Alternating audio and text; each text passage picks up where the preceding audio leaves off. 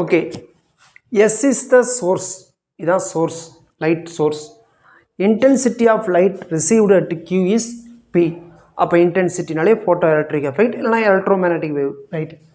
The intensity of light received at Q1 is as shown in the figure. இங்கே கிடைக்கிற intensity என்னென்னு வச்சுக்கிறாங்க, Pன்னு வச்சுக்கிறாங்க. அப்போ இது P டைம்ஸ் மாதிரி எவ்வளோ இருக்குன்னு Q1 கேட்குறாங்க. சரி, ஃபஸ்ட்டு இன்டென்சிட்டிக்கு என்ன ஃபார்முலா? Power by area. ஏரியாவுக்கு என்ன வச்சுக்கலாம்? Power by pi r square. பைங்கிறது கான்ஸ்டன்ட்டு, பவரை பற்றி அவங்க எதுவுமே சொல்ல, அப்போ பவரும் கான்ஸ்டன்ட்டு. அப்போ இந்த ஃபார்முலா எப்படி வரும்? I proportional to 1 by r square. Qவை பொறுத்த வரைக்கும் டிஸ்டன்ஸ் எவ்வளவு? சோர்ஸ்லேருந்து 2 மீட்டர். Q1 பொறுத்த வரைக்கும் எஸ்லேருந்து டிஸ்டன்ஸ் எவ்வளவு? 2 + 1 3 மீட்டர். அப்போ எப்படி வரும்? நமக்கு என்ன வேணும்? I2 தான் வேணும். இங்கே உள்ளது P, இங்கே கிடைக்கிறது இது. நம்ம என்ன பண்ணிக்குவோம்? இது I1 வச்சுக்கலாம், இது I2 வச்சுக்கலாம். சரி, அப்போனால I2 மேலே எழுதுகிறேன். I2 by I1 equal to R1 square by R2 ஸ்கொயர்னு வருமா, இல்லை R2 ஸ்கொயர் பை R1 ஸ்கொயர்னு வருமா? ரெசிப்ரோக்கலாக தான் வரும்.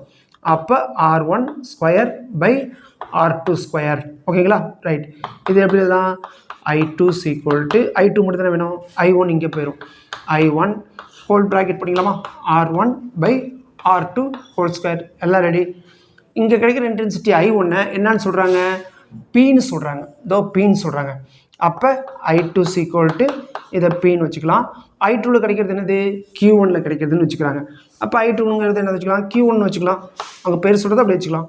P பை R1 எவ்வளவு? இங்கேருந்து இதானே R1, 2 பை R2 எவ்வளவு? இங்கேருந்து தானே 2 + 1 3.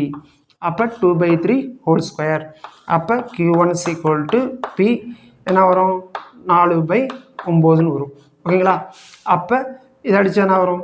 0.40ன்னு வச்சுக்கலாம். அப்போ என்ன வரும்? 4 9 36. அப்போ 0.44 P.